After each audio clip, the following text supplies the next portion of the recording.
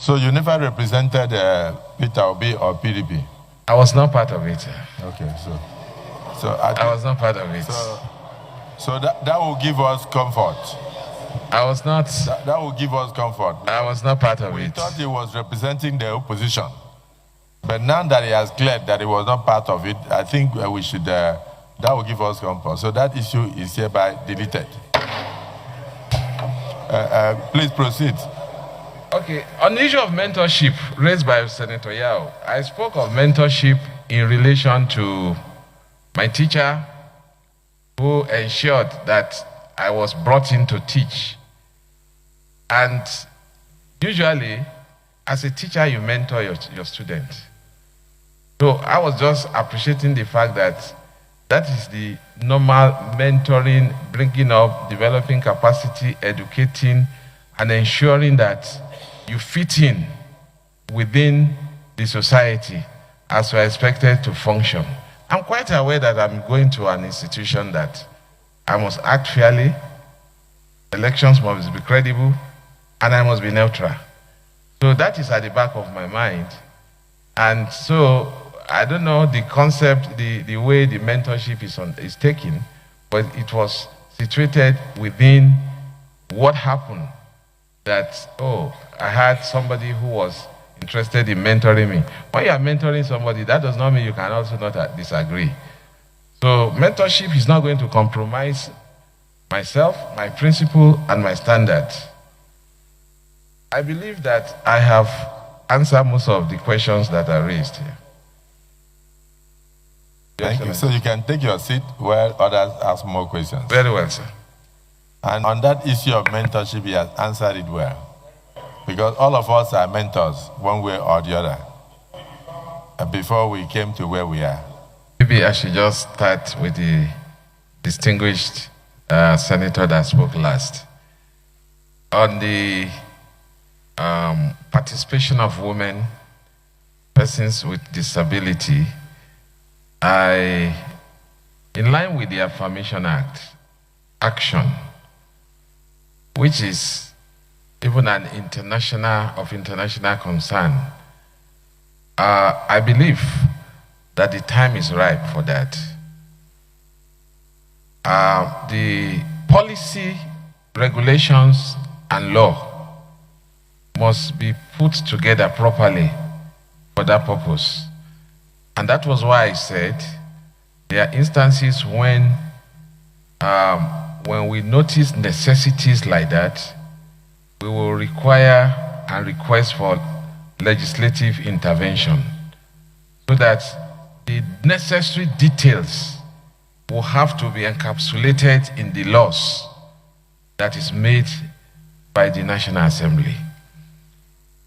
The problem we have generally is the problem of data. And with NIMC and INEC working together, we should be able to work out something, especially for persons with disability. But whatever it is, the policy, regulation, and then the law from the National Assembly will be very, very necessary. May I now respectfully address the question raised by Senator Mangunu, the Chief Whip, the conduct of local government elections. This has been debated widely by the various states independent National Electoral Commission. And the view of most people is that that power should be transferred to INEC because of what has happened or is happening to the election into the various area councils in Abuja. Of course, there are overlap provisions that those states must use the voters' register compiled by INEC.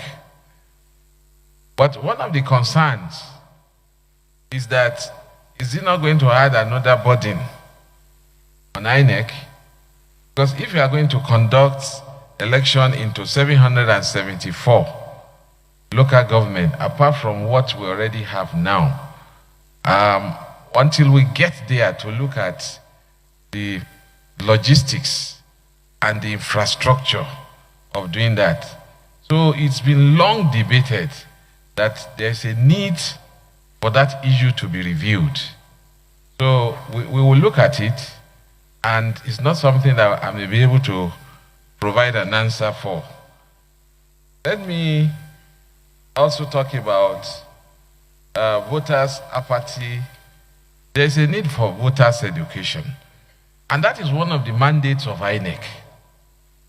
So what I believe is that we will do something that is beyond what is being done presently, by even having what I would call modules of education for voters. We can have a basic course that can be downloaded in various languages, even on the handset. And then we'll conduct various capacity training so as to educate the voters and also to preach patriotism. Because some of the problems we have, I am very enthused with what I've seen here, that the APC members are relating very well. That is the essence of it.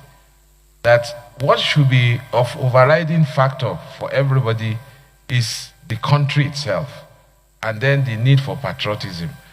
So we will even think of introducing voters' education at the primary school level, so that it will be part of the upbringing of a person, so that patriotism will be preached into that person and the need for participation. I also have the question relating to independence raised by distinguished Senator Wadata.